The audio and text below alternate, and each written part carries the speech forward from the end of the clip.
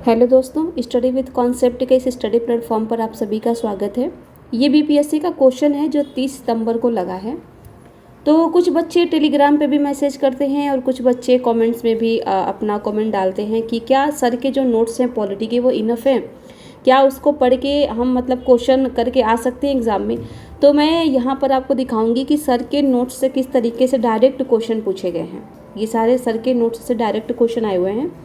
बशर्ते आपको क्या करना है कि चीज़ों को अच्छे से समझ के पढ़ना है।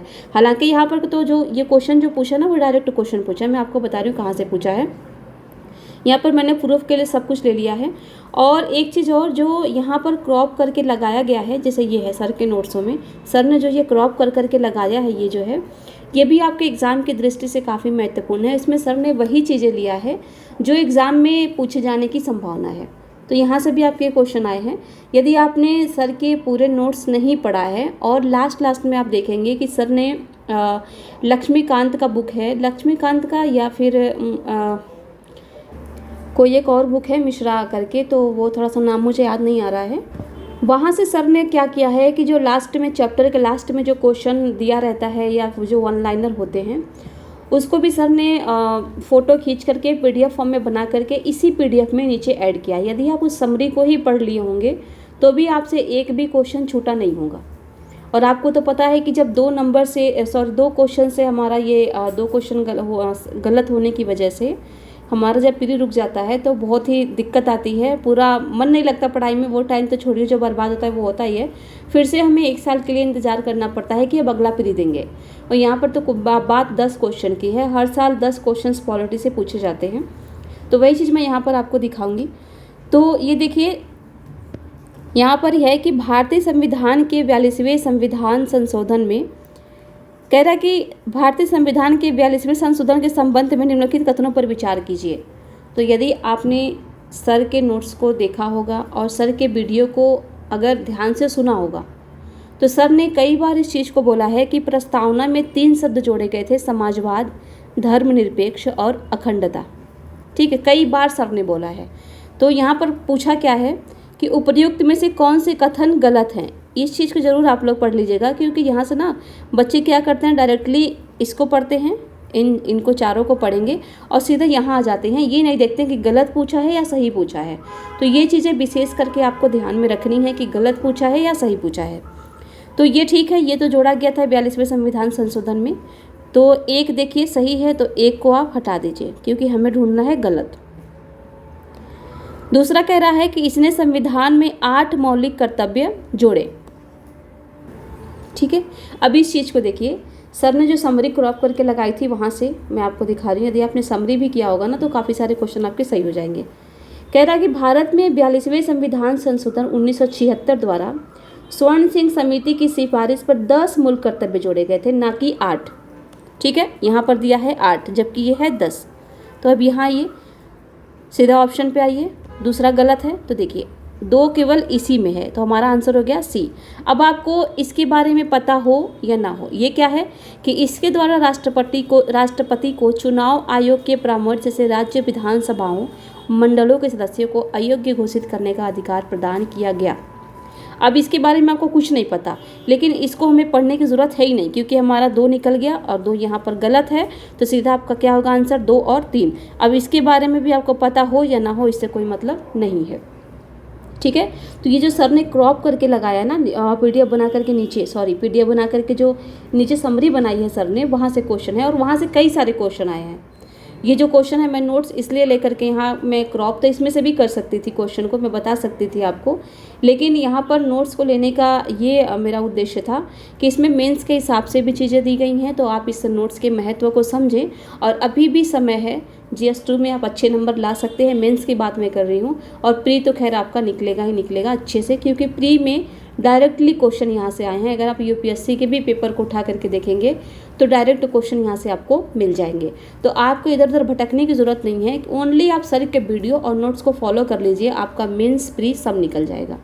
ठीक है, फिर है कि किसी समुदाय को अनुसूचित जनजाति के रूप में घोषित करने के लिए आवश्यक विशेषताएं, मतलब क्या विशेषताएं होती हैं जो किसी समुदाय को अनुसूचित जाति के रूप में घोषित करती हैं या एक पहचान दिलवाती हैं।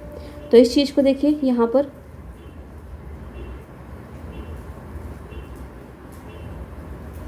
इसे भी मैं आपको दिखा रही हूँ। देखिए 6th अनुसूची, ये देखिए नॉर्थ ईस्ट के जनजातीय क्षेत्र, ये अन्य क्षेत्रों से भिन्न होते हैं। ये जनजाति के बारे में बात की जा रही है।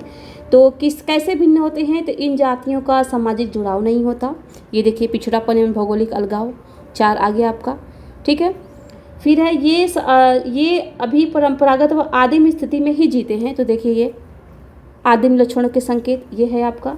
इनका सामाजिक व आर्थिक पिछड़ापन ये सीधा यहाँ पर दे दिया है। निर्जाति संघर्ष में बना रहता है, इनकी सांस्कृतिक सहायता हेतु ये संघर्ष अपना करते रहते हैं। तो इनकी विशिष्ट संस्कृति होती है। बड़े पैमाने पर समुदाय के साथ संपर्क में ये शर्म करते हैं, यानी संपर्क नहीं बना पाते हैं। तो ये सारी चीज़ें आपका यहाँ पर दिया ही। देखिए यहाँ कह रहा ना कि जुड़ाव नहीं, यानी संपर्क नहीं बना पाते हैं। तो उपयुक्त सभी था इसमें। तो देखिए यहाँ से डायरेक्ट ये क्वेश्चन पूछा गया है। ये भी सर के नोट्स में ही है, यहाँ पर आप देख सकते हैं, ये सर की ही हैंड राइटिंग है। तो इसे आप देखिए। फिर है कि भारतीय संविधान में मौलिक अधिकारों के विचार का संदर्भ किस देश से लिया गया है? अब इसे मैं आपको दिखाती हूँ। ये देखिए जो क्रॉप करके लगाई गई हैं चीज़ें, ये क्रॉप करके जो लगाया गया है। तो यहाँ पर आप देख सकते हैं आयरलैंड है, यहाँ से DPSP लिया गया, ये तो है नहीं। हालांकि अब डायरेक्ट यहाँ पर आइए, ये संयुक्त राज्य अमेरिका है, USA है। USA में आप देखिए ये रहा मूल अधिकार। तो मूल अधिकार कहाँ से लिया गया है? ये लिया गया है आपका संयुक्त राज्य अमेरिका यानी USA से। आंसर है इसका B। ये भी सर ने जो क्रॉप करके लगाया उसी में है। तो जो भी चीज़ें यहाँ पर क्रॉप करके लगाई गई हैं ना, छोटी छोटी चीज़ें, और जो भी सर ने बोला ना, वो आपके लिए बहुत ही ज़्यादा इम्पॉर्टेंट है। यदि आप चीज़ों को अच्छे से करते हैं तो बहुत ही अच्छा नंबर आप ला सकते हैं। जो 2-4 क्वेश्चन से 2-4 नंबर से आप फेल होते हैं, वो संभावनाएँ कम हो जाएगी यहाँ पर। और प्री तो आप समझते ही हैं, बहुत बड़ी बांधा है। फिर देखिए अगला क्वेश्चन है, भारतीय संविधान के किस अनुच्छेद द्वारा अस्पृश्यता को समाप्त किया गया है? तो ये देखिए यहाँ पर, ये देखिए सीधा यहाँ है भेदभाव की समाप्ति, अस्पृश्यता का अंत, आर्टिकल 17। ये देखिए यहाँ पर है, ये आंसर है आपका आर्टिकल 17। उच्च न्यायालय में न्यायाधीशों की संख्या निर्धारित करने का अधिकार निम्न में से किसके पास है? उच्च न्यायालय में, यहाँ पर देखिए उच्च न्यायालय की बात कर रहा है। किसकी बात कर रहा है? हाई कोर्ट की बात कर रहा है ये, ना कि सुप्रीम कोर्ट की। तो ये देखिए हाई कोर्ट के संगठन जो है, सर का चैप्टर, सर ने जो नोट्स बनाया है हाई कोर्ट का संगठन, उस चैप्टर में आपको मिल जाएगा कि हाई कोर्ट के न्यायाधीशों की इनकी संख्या राष्ट्रपति के द्वारा निर्धारित की जाती है। ये देखिए राष्ट्रपति के द्वारा, ठीक है। संसद के द्वारा सुप्रीम कोर्ट के जो न्यायाधीश होते हैं उनकी संख्या संसद निर्धारित करती है, लेकिन हाई कोर्ट के जो न्यायाधीश होते हैं उनकी संख्या ये राष्ट्रपति करता है। और नीचे आपको ये चीज़ें दी गई हैं। इसी में जब आप सुप्रीम कोर्ट, पहले सुप्रीम कोर्ट आप पढ़ेंगे ना, तो सुप्रीम कोर्ट में बाकायदा वहाँ पर लिखा गया है, ऐसे ही सेम सर ने लिखा है कि इनकी संख्या संसद के द्वारा निर्धारित की जाएगी। ये हो गया आपका। फिर है 5वीं अनुसूची किस विशिष्ट समूह के लोगों के शासन और हितों की सुरक्षा से संबंधित है? अब आइए 5th शेड्यूल में, ये देखिए ये 5वीं अनुसूची है। ये क्वेश्चन मैंने यहीं से लिया है क्रॉप करके। तो कह रहा है इसमें अनुसूचित क्षेत्र जहाँ जनजाति जनसंख्या ज़्यादा पाई जाती है। तो देखिए जनजाति, अनुसूचित जनजाति यही है ना, शब्द यही है ना, केवल जाति तो कहीं पर उल्लेख ही नहीं है। तो ये देखिए अनुसूचित जनजाति 5th में, ये हो गया इसका आंसर। फिर है कि भारतीय सर्वोच्च न्यायालय ने किस मुकदमे में सर्वप्रथम संविधान के मूल ढांचे का सिद्धांत दिया? तो आधारभूत जो ढांचा वाला चैप्टर है उसमें आपको ये देखने को मिल जाएगा। यहाँ पर आप देखिए ये दिया हुआ है, ये देखिए संविधान के आधारभूत ढांचे में शामिल किया था केशवानंद भारती बनाम केरल राज्य को। ठीक है, ये पूरा इसके बारे में है।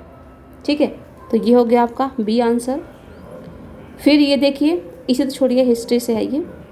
ठीक है, और देखिए क्वेश्चन आप, ये है सिक्किम वाला। एक सिक्किम वाला भी क्वेश्चन पूछा गया है आपसे, इसी में है। ये देखिए सिक्किम भारतीय संघ का पूर्ण राज्य बन गया। तो कब बना था सिक्किम भारतीय संघ का पूर्ण राज्य? तो यहाँ पर आप देख सकते हैं, ये भी सर के नोट्सों में ही है क्रॉप करके। तो 1975 में, ये देखिए 1975 में आंसर इसका B था।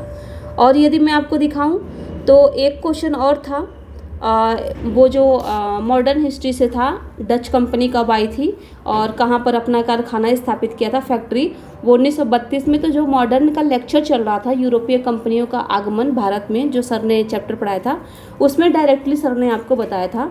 और जो जियोग्राफी के क्वेश्चन सर करवा रहे थे, तो उसमें भी ये चीज़ें आपको बहुत ही अच्छे तरीके से बताई थी। और बाकायदा उन्होंने ग्लोब बना करके आपको समझाया था कि ग्लोब पर 1 डिग्री के अंतराल पर खींची गई अक्षांश रेखाएं कितनी हैं। तो 179 है। सर ने कम से कम 3-4 बार वीडियो में बताया है, वो बोल के सर ने बताया, लिखा भी है लेकिन कई बार सर ने बोल के और बाकायदा आपको इसे समझा करके बताया है चीज़ों को। तो इसलिए जो भी आप सर के नोट्स को फॉलो कर रहे हैं उसके साथ वीडियो ज़रूर देखिए। और वीडियो देख करके अगर कोई चीज़ें आपको समझ में नहीं आ रही हैं तो आप उसको साइड में सर के शब्दों को ही लिखिए। इस तरीके से आप लिखेंगे तो चीज़ें भी आपके माइंड में फिट हो जाएंगी और वो चीज़ आपका बिल्कुल तैयार हो जाएगा, उसमें कोई कन्फ्यूज़न नहीं रहेगी। तो ये आपके सामने प्रूफ है सारे क्वेश्चनों का। और बाकी हिस्ट्री का भी हम आपको लेकर के आएंगे कि किस तरीके से जो मैंने खुद पढ़ाए हैं एनसीईआरटी में, वहाँ से डायरेक्ट क्वेश्चन पूछे गए हैं, ठीक है। और मैंने जो पहले साइंस पढ़ाए हैं उस साइंस से भी कई सारे क्वेश्चन बीपीएससी में आए हुए हैं। तो यदि आप लोग वीडियो को अच्छे से फॉलो करते हैं ना, तो कम से कम आपके यहीं से आपके कम से कम 30 या 40 क्वेश्चन आपको देखने को मिल जाएंगे हमारे ही वीडियो के थ्रू। तो इसी के साथ इस वीडियो को यही समाप्त करते हैं। आप सभी को हमारे साथ बने रहने के लिए बहुत बहुत धन्यवाद।